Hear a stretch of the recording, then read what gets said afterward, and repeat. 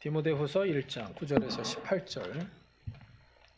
자, 한 절씩 교독하시겠습니다. 하나님이 우리를 구원하사 거룩하신 소명으로 부르심은 우리의 행위대로 하심이 아니요 오직 자기의 뜻과 영원 전부터 그리스도 예수 안에서 우리에게 주신 은혜대로 하심이라.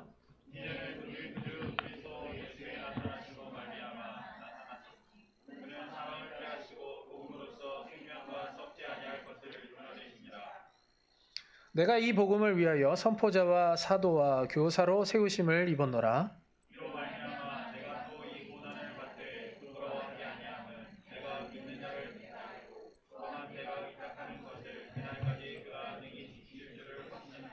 너는 그리스도 예수 안에 있는 믿음과 사랑으로서 내게 들은 바 바른 말을 본받아 지키고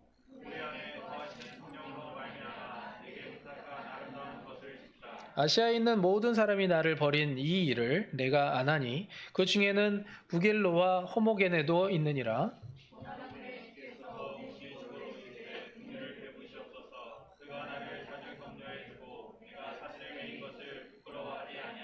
로마에 있을 때에 나를 부지런히 찾아와 만났음이라. 원하건대 주께서 그로 하여금 그날에 주의 긍휼을 입게 하여 주옵소서. 또 그가 에베소에서 많이 봉사한 것을 내가 잘 아느니라. 아멘. 신앙이란 이란 제목으로 함께 말씀을 나누겠습니다. 우리 옆 사람하고 좀 인사하겠습니다. 이렇게 만나서 반갑습니다. 감사합니다. 이렇게 인사하겠습니다. 어제 지진 놀라셨죠? 갑자기 막 지진 나가지고 이게 웬일인가? 높으면 높을수록 더 흔들리더라고요. 그래서 형근 집사님 많이 흔들렸죠? 더 높으신 분이 있나? 저희도 많이 흔들려가지고 처음엔 우리 하경이가 자기가 무슨 현기증 난 줄 알고 막 이러고 있다가 지진이야 하면서 막 뛰어나오더라고요. 그래가지고 어쨌든 이 정도로 끝나서 다행인데 저는 내심 또 그 몇 시간 뒤에 또 한 번 더 큰 지진이 또 뭐 어떻게 하나 그런 생각을 하면서 좀 걱정했는데 별일 없어서 다행입니다.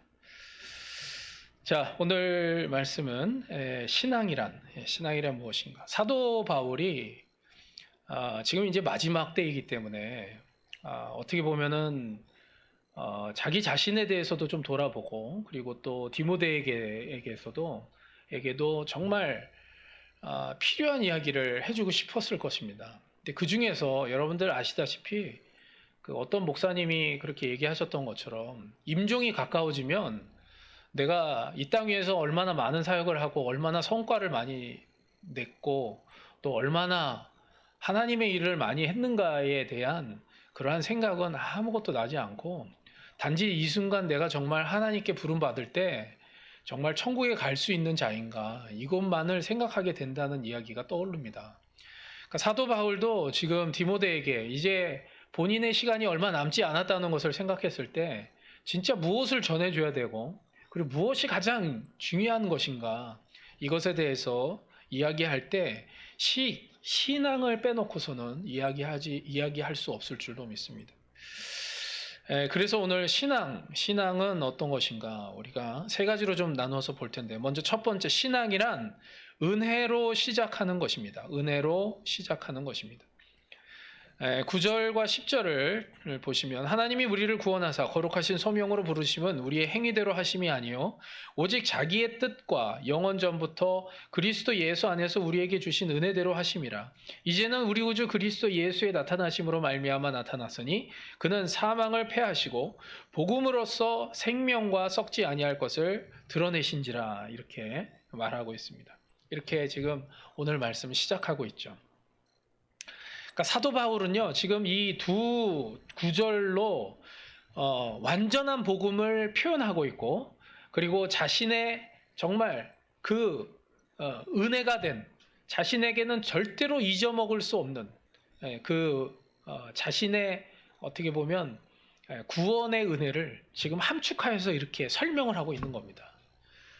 하나님께서 예수님을 이 땅에 불러주셨다는 거예요. 근데 그 가운데 자기와 같은 죄인 중에 괴수인 그러한 자기를 위해서 예수님을 보내셨다는 그 사실, 이것이 얼마나 큰 은혜고 그리고 또 놀라운 하나님의 역사인가, 이것을 지금 이 두 구절로 지금 이야기를 하고 있는 것이죠.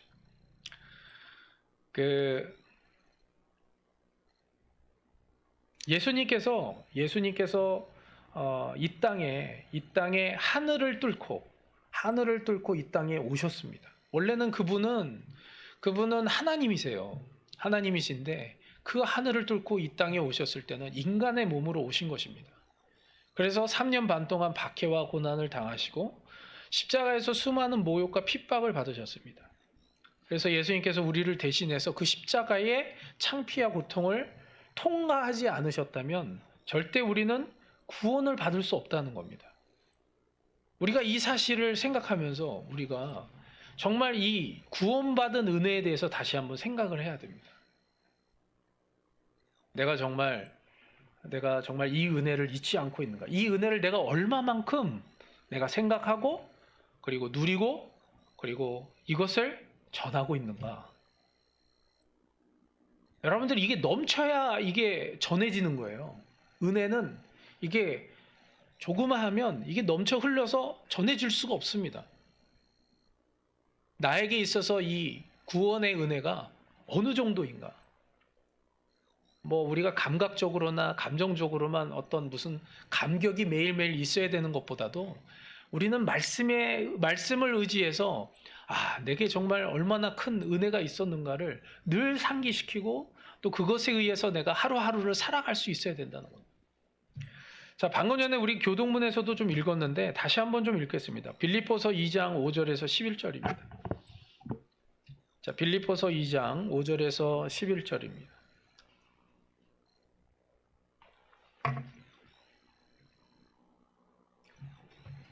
빌립보서 2장 5절에서 11절. 자, 함께 읽겠습니다. 5절에서 11절입니다. 시작.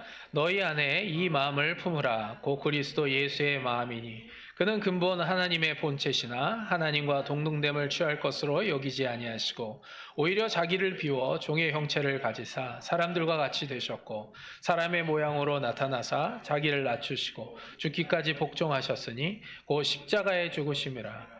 이러므로 하나님이 그를 지극히 높여 모든 이름 위에 뛰어난 이름을 주사 하늘에 있는 자들과 땅에 있는 자들과 땅 아래에 있는 자들로 모든 무릎을 예수의 이름에 꿇게 하시고 모든 입으로 예수 그리스도를 주라 시인하여 하나님 아버지께 영광을 돌리게 하셨느니라. 아멘, 아멘. 예. 그러니까 여기 처음에 5절에 뭐라고 돼 있죠? 너희 안에 이 마음을 품으라. 곧 그리스도 예수의 마음이니 이렇게 얘기합니다. 이 마음을 품으라는 거예요. 이게 뭐냐면 은혜예요. 은혜의 마음을 품으라는 거예요. 예수 그리스도의 마음이 그렇다는 거예요. 여러분들, 은혜는 불공평한 겁니다. 여러분들, 그래서 은혜예요. 우리가 하나님을 얘기할 때 공평하신 하나님 이렇게 표현하잖아요. 그거는 공의를 얘기할 때 그렇게 얘기하는 것이고, 하나님께서 우리를 구원의 측면에서 우리를 얘기할 때는요, 공평하신 하나님이 아니세요. 불공평하신 거예요. 왜냐하면 나보다 착하고 나보다 성실하고 나보다 더 세상을 바르게 살아가려고 하는 사람들이 얼마나 많습니까? 근데 나를 구원해 주신 거예요. 할렐루야. 이게 은혜라는 거예요. 불공평한 거예요. 만약에 그런 잣대로 나를 구원한다 그랬으면 우리는 구원받지 못할 수도 있어요. 근데 나를 구원해 주셨잖아요. 이게 불공평이에요. 그러니까 불공평하니까 그게 은혜인 거죠. 어떻게 나를 구원해? 지금 사도 바울이 지금 고백하고 있는 내용 가운데 그런 의미가 들어가 있는 거예요. 죄인 중에 괴수인데 어떻게 내가 크리스찬을 핍박하고 하나님을 모욕하고 예수 그리스도를 내가 죽이려고 했는데 어떻게 그런 나를 구원했냐 이거예요. 거기에 그것보다 더한 사도로까지 불러주셔서 쓰임받게 해주시냐. 이런 은혜가 어디 있냐. 그게 지금 9절 10절이에요. 어떻게 그럴 수가 있냐라는 거예요. 어떻게 그런 일이 있냐는 거예요. 사도 바울이 얘기하고 있는 건 그건 불공평하다는 거죠. 근데 그 불공평한 걸 뭐라고 얘기하고 있냐면 자랑하는 게 아니라 그렇기 때문에 자기가 정말 감사하고 있는 거예요. 그래서 그거에 맞게 그 은혜에 합당하게 자기가 쓰임 받는 거예요. 그리고 그 사명을 감당하고 있는 겁니다. 우리는요, 죄를 제대로 이해하지 않고는요, 은혜를 제대로 알 수 없습니다. 내가 죄에 대해서 얼마만큼 알고 있는가, 내 죄에 대해서 얼마만큼 알고 있느냐에 따라 은혜의 깊이와 크기와 높이가 달라지는 거예요. 내가 죄에 대해서, 내 죄에 대해서 얼마나 알고 있느냐. 얼마 되지 않고, 뭐 나는 그래도 다른 사람들과 비교해서 그래도 괜찮은 인간인데 라고 생각하면 할수록 은혜는 작아질 수밖에 없어요. 그냥 자기 학대를 하고 무슨 뭐 자학을 하라는 얘기가 아닙니다. 자기를 뭐 이렇게 막 쥐어짜라는 그런 얘기가 아니에요. 내가 얼마만큼 죄인인가. 그걸 알면 알수록 은혜가 되는 거예요. 그리고 그런 나를 구원해 주시고 영생을 주시고 지금 이 순간에도 성령님을 통하여서 인도하여 주시고 함께하여 주신다는 이 은혜, 이거를요 알면 알수록 우리는 매 순간순간마다 얼마나 많은 그러한 은혜를 통해서 하나님께 감사하고 찬양할 수밖에 없는지 우리가 알 수 있게 된다는 거예요. 저기 파워포인트 좀 보여주실래요? 파워포인트. 그 안에 아마 있을 건데, 그 두 배우가 있습니다. 두 배우가 있는데, 한 명이 멜 깁슨, 그리고 한 명이 뭐더라? 이름이? 아까부터 봤다가 계속 얘기하는데 계속 까먹네요. 제가 이름이 뭐냐면 로버트 다우니 주니어네요. 뭐 이름은 잘 몰라서. 하여간 여기가 뭐 다운인가고 여기는 이제 멜 깁슨이죠. 멜 깁슨 아시죠?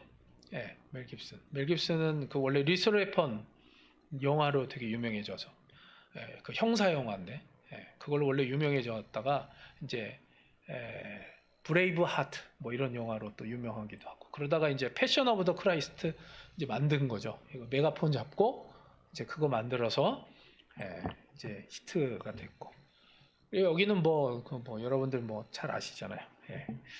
근데 이제 그 멜 깁슨이 그 2006년에 여기 이제 멜 깁슨이 왼쪽에 있는 멜 깁슨이 2006년에 음주운전으로 체포되고 반유대인 발언을 해서 이미지가 실추되었다고 그리고 되게 타격을 입었다고 하는 기사가 있습니다. 또 2009년에는 바람을 피고 그리고 이혼을 해서 또 화제가 됐고 그리고 2010년에는 또 그 다음에 이제 사귀던 애인에게 뭐 추잡한 욕설을 해가지고 그 음성 파일이 막 돌아가지고 또 이제 한참 또 문제가 됐다고 합니다. 그래서 완전히 이제 이 멜 깁슨이 이제 바닥으로 내쳐진 거예요.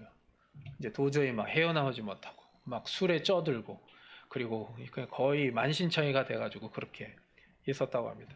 근데 이제 이 옆에 있는 다운이 이 배우가 이제 어떤 시상식에서 이제 한 얘기였습니다. 시상식에 자기가 이제 시상식에 나가게 됐는데 그때 시상식 때 그 사회를 멜 깁슨에게 부탁을 한 거예요. 자기가 이제 나가게 됐는데 멜 깁슨이. 근데 멜 깁슨이 상황이 좋지 않죠.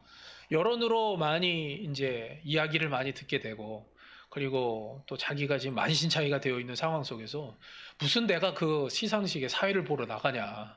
무슨 면목이 있다고 거길 나가냐. 이제 이렇게 얘기를 했는데도 불구하고 다운이가 이제 부탁을 한 거예요. 간청을 한 거죠. 꼭 나와달라고. 그러면서 이렇게 얘기했습니다. 이제 그때 한 이야기를 제가 읽어드리겠습니다. 실은 내가 멜 깁슨에게 시상을 부탁한 이유가 있습니다.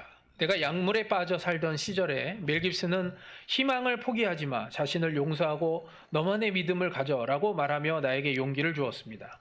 아무도 나를 캐스팅하지 않을 때 멜 깁슨은 자기가 주연을 맡기로 한 영화의 주연 자리를 나에게 양보했습니다. 멜 깁슨 덕분에 살 집도 생기고 밥도 굶지 않았습니다. 무엇보다 중요한 것은 그가 나에게 했던 말이었습니다. 내가 내 잘못에 책임을 지면 내 영혼의 못난 부분을 꼭 껴안으면 멜은 그걸 선인장을 꼭 껴안은 것으로 말하더군요. 아무튼 내가 선인장을 충분히 오래 꼭 껴안으면 겸손한 사람이 될 것이고 인생의 새로운 의미를 되찾을 것이라고 말했습니다.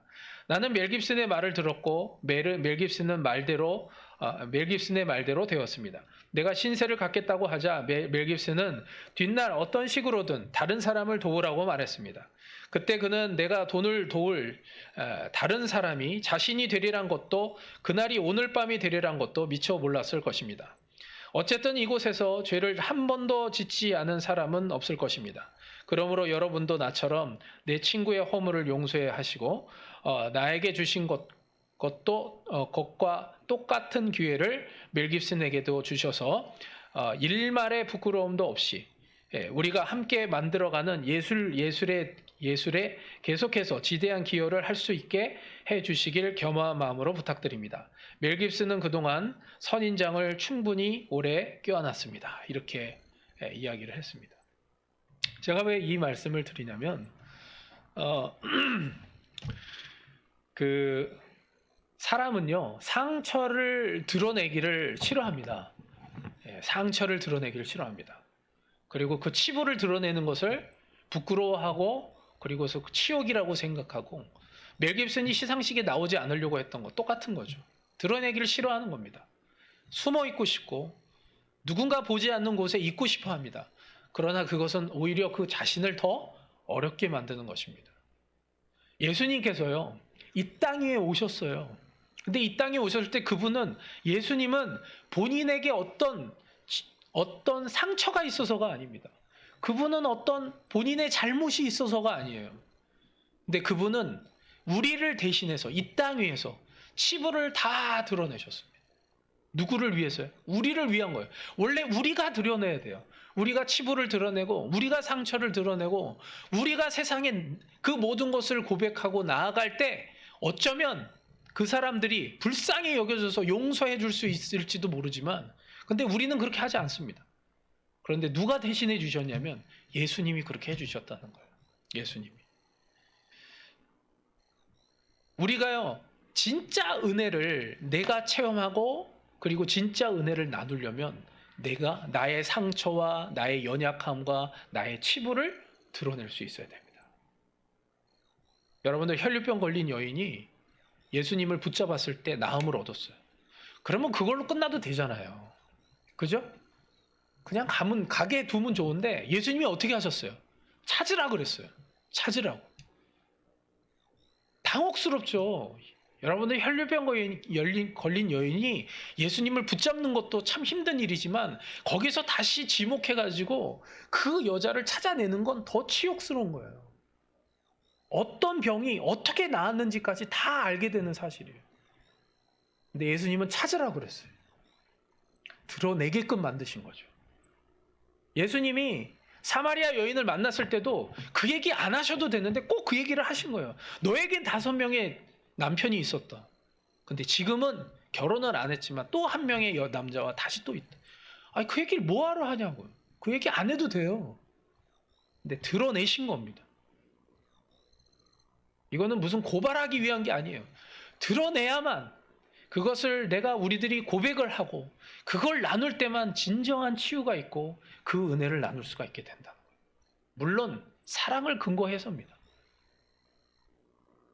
여러분들 막달라 마리아가 향유옥합을 깼을 때도 똑같습니다. 꼭 그 일을 이렇게 좀 심하게 얘기하면 그 짓을 꼭 해야만 했냐 이거예요. 가룟 유다의 말처럼 그냥 불쌍한 사람들 도와주면 그러면 더 낫죠. 뭐하러 그걸 꼭 갖고 와가지고 사람들이 다 보는 앞에서 그거를 향유옥합을 깨가지고 부어가지고 얼굴로 비비고 머리로 쓰다면서 막 닦고 이 짓을 왜 하냐는 거예요. 드러내는 겁니다. 내가 창녀였고 간음한 여인이었습니다. 그러나 예수님을 통하여서 내가 구원을 받고 은혜를 입었습니다. 할렐루야.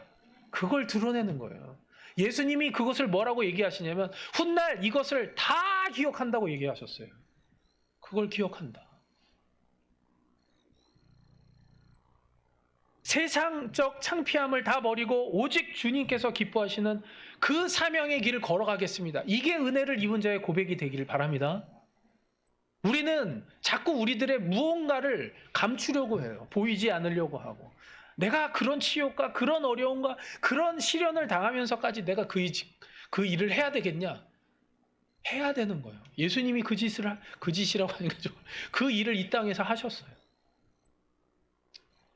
굳이 이 땅에서 그 일을 하셨는 것처럼 우리도 마찬가지입니다.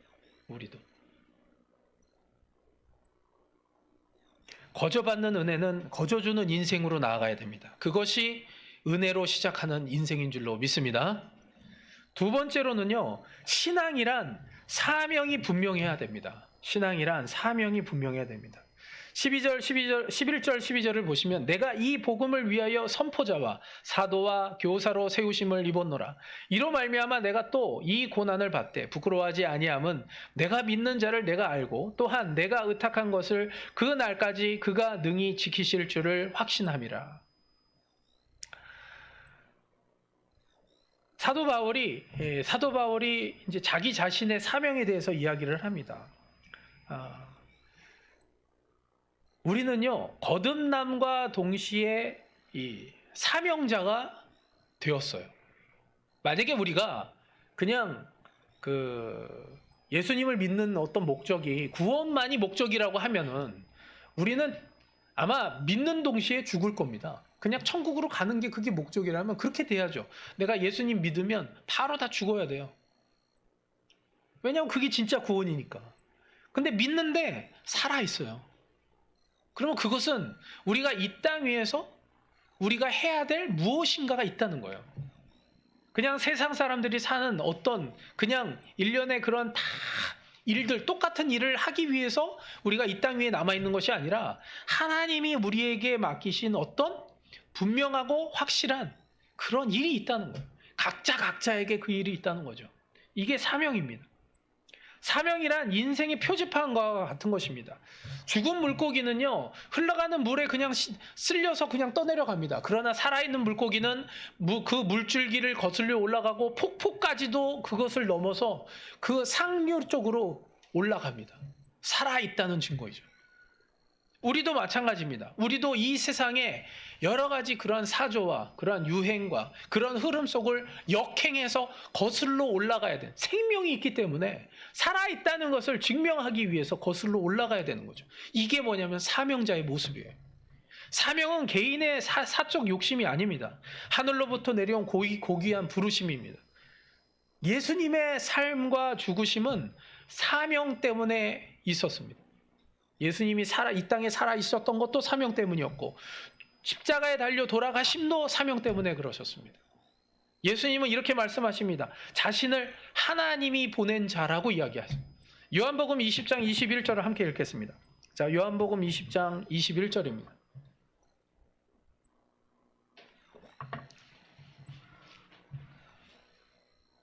요한복음 20장 21절입니다. 함께 읽겠습니다. 시작. 예수께서 또 이르시되 너희에게 평강이 있을지어다. 아버지께서 나를 보내신 것 같이 나도 너희를 보내노라. 아멘. 예. 하나님이 예수님을 보내신 것처럼 예수님도 또한 우리를 어떻게 하신대요? 보내신다는 거예요. 왜 보내실까요? 사명자이기 때문에 그런 거예요. 사명자이기 때문에. 보내신다는 겁니다. 은사를 구했으면요, 실제로 그것을 실천해야 은사를 받았는지를 알 수 있습니다. 은사를 구하는 사람들이 많이 있었어요, 예전에. 요즘에는 별로 없는지 몰라도 예전에는요, 막 은사를 막 구해요. 옛날에는 막 그렇게 막 시키기도 했거든요. 방언의 은사를 막 구하라고. 그래가지고 막 기도원 가가지고 방언의 은사를 받아가지고 꼭 내려와요. 제 친구 중에, 제 친구 중에 한 명이 그랬습니다. 그 친구 중에 한 명이 그 명순장 그 이석환 목사 기도원 가가지고 둘이 올라가는데 한 명이 받았거든요. 그랬더니 이석환 목사가 자기는 못 받았다는 거예요. 그랬더니 넌 받았냐? 그랬더니 받았다 그러니까 자기 다시 올라가가지고 기어코 받아가지고 그 얘기 하더라고요. 저는 이제 속으로 그랬죠. 뭘 그걸 굳이 그걸 받아야 되냐? 이제 저는 방언의 은사가 없어요. 저도 기도를 해봤죠. 하나님께. 왜 저는 방언의 은사를 안 주냐고 그랬더니 하나님이 얘기하시더라고요. 너 일본어 하잖아. 그래가지고 그냥 일본어 하는데 뭐하러 또 받아요. 하면 되는 거죠. 특별히 필요가 없는 거예요. 없으면 안 주시는 거예요. 꼭 그걸 굳이 땡깡을 쓸 필요는 없습니다. 실제로 하지 않으면서 마치 열심히 하는 것처럼 마치 스스로 이제 마냥 스스로 착각 가운데 들어갈 수 있습니다. 이게 그러니까 우리가 실천하지 않으면 그렇다는 거예요. 그러니까 우리가 사명도 마찬가지예요. 사명도 우리가 사명을 실천하지 않으면 내게 사명이 있는지 없는지를 모르는 거예요. 사명을 감당하는 가운데 내가 사명자인 것을 자각하게 되는 거죠. 사명을 감당하지 않고 그냥 계속 그대로 그냥 없는 상황 속에서 없는 것처럼 살면 나는 사명자인지 어떤지를 모르게 됩니다. 무엇을 위해서 살아가는지를 모르게 된다는 거예요. 영국 런던 캔터베리 대성당에 니콜라스라는 집사가 있었습니다. 상당히 오래된 옛날 얘기인데 이분이 17세부터 성당의 사찰 집사가 되어서 평생 예배당 청소와 그리고 심부름을 했다고 합니다. 근데 그 중에 이제 하나가 뭐였냐면 큰 일 중에 하나가 뭐였냐면 종을 치는 일이었어요. 종 치는. 옛날에 한국도 그랬지만 이제 종을 치는 일이었습니다. 근데 이 니콜라스 집사가 얼마나 성실하고 얼마나 정확하게 했는지 그분이 이제 종을 딱 치면 사람들이 그때 당시에는 이제 손목시계 없었죠. 16세기 그때였기 때문에 다 여기 꺼내가지고 시간을 맞추는 거예요. 이렇게 시간이 옛날에는 다 태엽으로 했잖아요. 건전지가 없어서. 그래서 태엽으로 하다 보면 조금 시간이 늦춰지거나 뭐 이래요. 그러니까 이제 이렇게 빼가지고 종을 딱 치면 이제 그 시간에 이렇게 맞추는 거예요. 너무나 정확해 가지고. 근데 이분이 그렇게 이제 열심히 살다 보니까 자녀들이 이제 그런 모습을 배워서 첫째 아들은 캠브리지 교수가 되고 둘째 아들은 옥스퍼드 대학 무슨 교수가 됐다고 그럽니다. 뭐 이거는 이제 은혜죠. 하나님께서 은혜를 주신 건데. 근데 임종을 앞두고 이분이 이제 죽을 시간이 이제 얼마 안 남았는데도 불구하고 갑자기 벌떡 일어나더니 어디로 달려가더래요. 이건 진짜인지 어쩐지 잘 모르겠어요. 근데 어쨌든 그래가지고 교회로 달려가가지고 종을 치셨다는 그러한 이야기가 있습니다.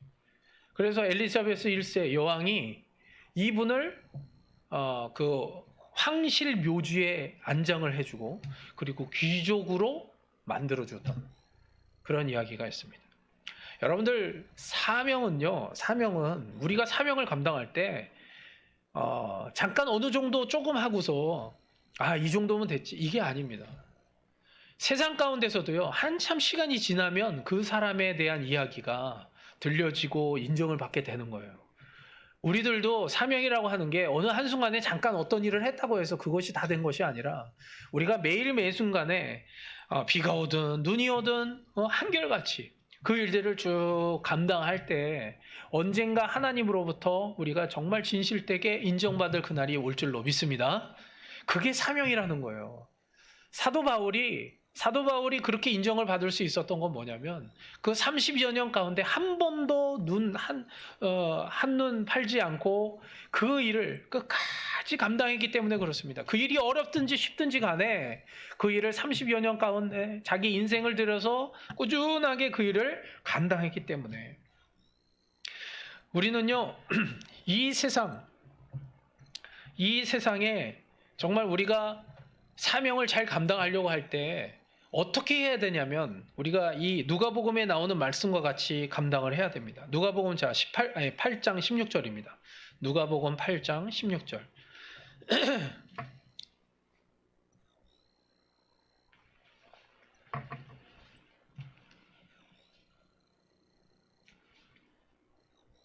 누가복음 8장 16절.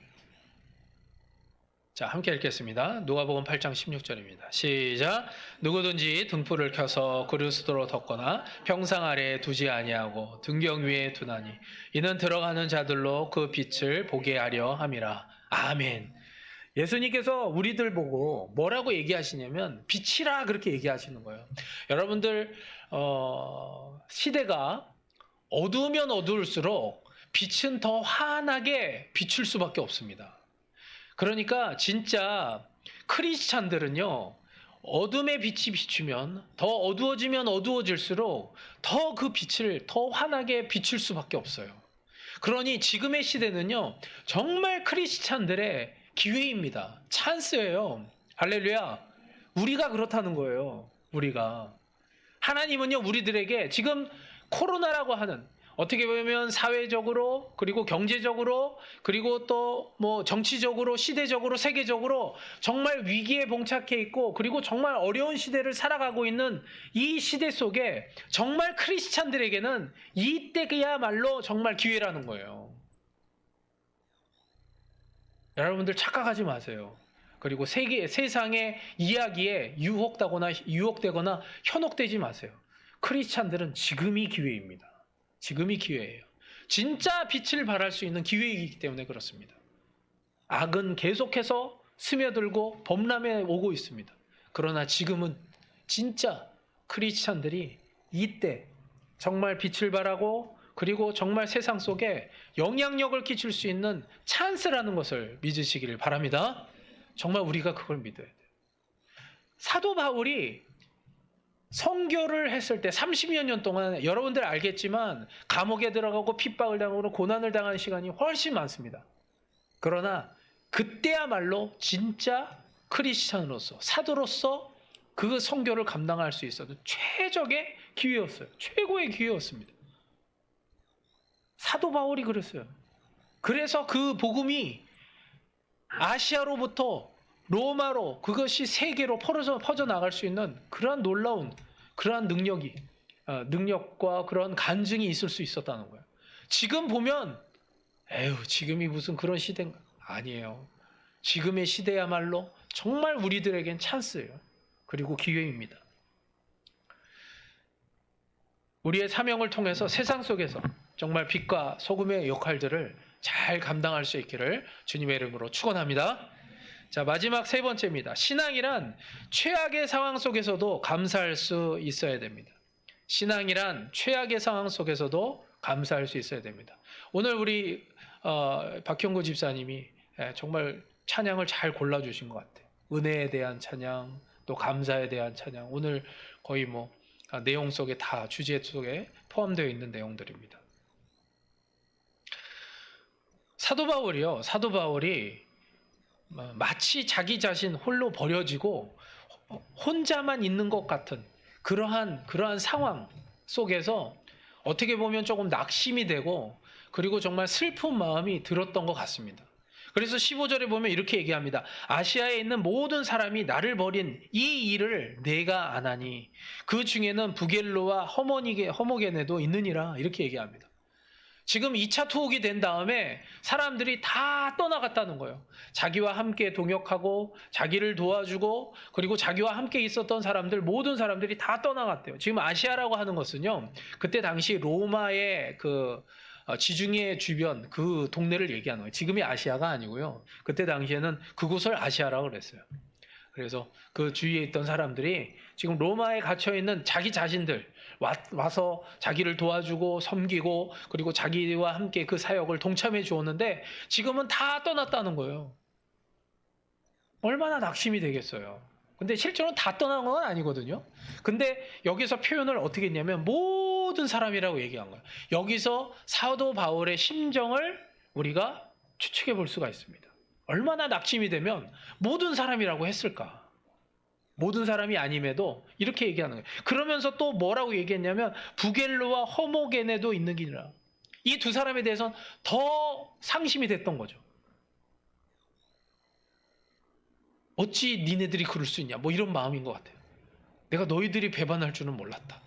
그래서 이름까지 이렇게 얘기하는 거예요. 너무 상심이 커가지고 어떻게 이 둘이, 부겔로와 허모게네가 어떻게 나를 배반하고 어떻게 나를 떠날 수가 있지? 그래서 이렇게 얘기를 했어요. 근데 16, 17절에 다시 이렇게 얘기합니다. 원하건대 주께서 오네시보로의 집에 긍휼을 베푸시옵소서. 그가 나를 자주 격려해주고 내가 사슬에 매인 것을 부끄러워하지 아니하고 로마에 있을 때에 나를 부지런히 찾아와 만났습니다. 이게 지금 다, 그리고 또 여기서 얘기하는 부겔로와 허모게네까지도 얘기를 했는데, 사도 바울이 다시 감사를 찾아낸 거예요. 다가 아니다. 다가 아니고 오네시보로가 나를 성심성의껏 정말 그 어려운 가운데서도 나를 찾아주고 격려해주고 그리고 내가 사슬에 매인 것을 부끄러워하지 않았다. 여러분들 우리가요 아무리 상황이 나쁠지라도 우리는 감사할 수 있어야 됩니다. 크리스찬은 99개가 아무리 안 좋아도 하나의 좋은 것을 발견해서 그것을 통해서 감사할 수 있어야 되는 거예요. 그래서 성경에 뭐라고 그래요? 뭐래요? 어떤 상황, 어떤 것이든지 우리가 감사하라고 이야기합니다. 그죠? 항상 기뻐하고 쉬지 않으며 기도하라. 범사에 어떤 것이든지 범사에 감사하라는 거예요. 범사에 이 범사는요 좋은 일이든 나쁜 일이든 모든 일을 해당하는 거예요. 그것을 다 감사할 수 있어야 돼요. 우리가 부정적이 되면 어떻게 된다고 그랬죠? 여기 반 정도의 물이 지금 있는데 이걸 보고 어떤 사람은 반밖에 없네 이렇게 얘기한다. 근데 어떤 사람은 반이나 있네 이렇게 얘기하죠. 그죠? 나는 어떻게 얘기하는가? 상황을 어떻게 항상 생각하는가? 긍정적 생각과 또 그렇게 감사할 수 있는가? 아니면 자꾸 부정적이 되고 그러는가? 오네시보로에 대해서 생각하면서 자기 자신을 돌아보는 사도 바울이에요. 사도 바울. 왜냐하면 정말 자기가 원래는 혼자 놓여진 진짜 아무도 없는 여러분들 처음에 사도 바울이 구원받았을 때 어땠습니까? 눈이 멀었죠? 다메섹 도상에서 눈이 멀게 돼요. 예수님의 음성만 들립니다. 그때 바나바가 찾아가지고 그래가지고 자기를 데리고 갑니다. 그때 상황이 어땠냐면 완전 외톨이에요. 왜냐하면 제자들도 자기를 경계하고 있고 유태인들은 배반하다고 또 경계를 하고 미워하고 어떻게 저놈이 저럴 수가 있냐 그러고 그러니까 자기를 환영해 주는 사람이 아무도 없는 거예요. 외톨이죠. 그런데 그때 예수님만 생각한 거예요. 예수님이 나를 불러주시고 사울아 사울아 네가 왜 나를 핍박하느냐. 그러나 내가 너를 사랑한다. 그리고 내가 너를 사도로 세운다. 그게 너무 감사한 거죠.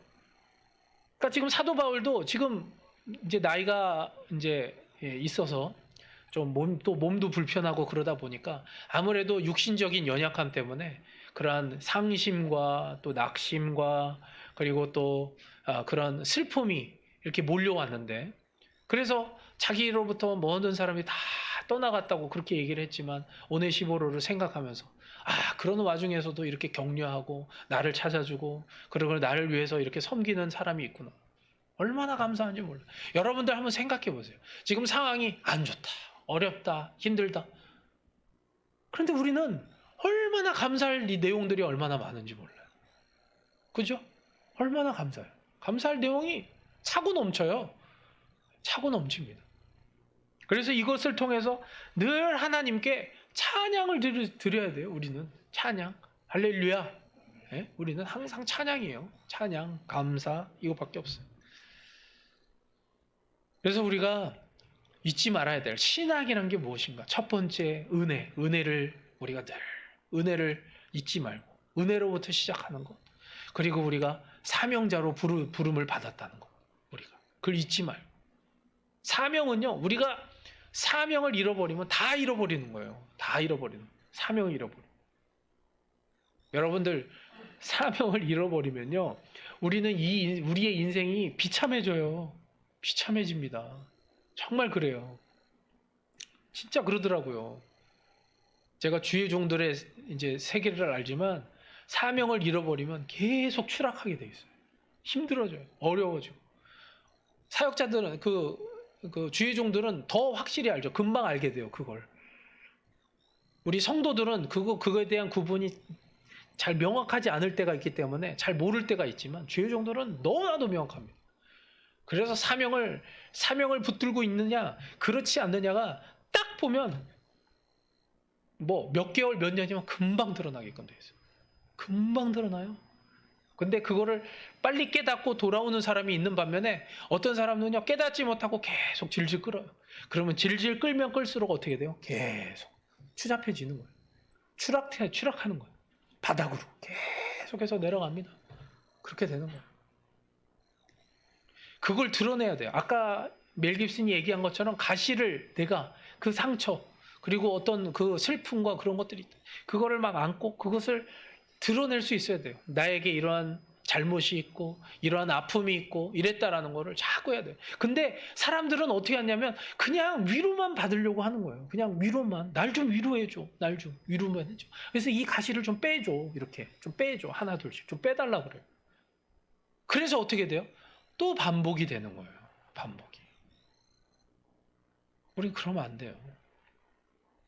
이것을 드러내고 그래서 그걸 통하여서 정말 진정한 하나님의 그 사랑을 받고 그래서 그 사랑 속에서 은혜를 깨닫고 그 받은 은혜를 다시 흘려보내는 그러한 사명자로서의 그 일들을 감당하면서 그러는 가운데 우리가 그 일들을 감당하는 가운데 여러 가지 어려움들이 있을 수 있어요. 그러나 그럼에도 불구하고 우리는 하나님께 감사할 수 있는 그러한 믿음의 사람들이 되시기를 주님의 이름으로 축원합니다. 이게 신앙이라는 거예요. 이게 신앙. 자, 함께 기도하겠습니다. 사랑이 많으신 하나님 아버지의 은혜를 감사드립니다. 오늘 말씀과 같이 우리가 정말 그 첫사랑을 잃어버리지 않으므로 우리가 은혜로부터 신앙이 시작되어지고 그리고 그 은혜로부터 시작된 순간부터 주님께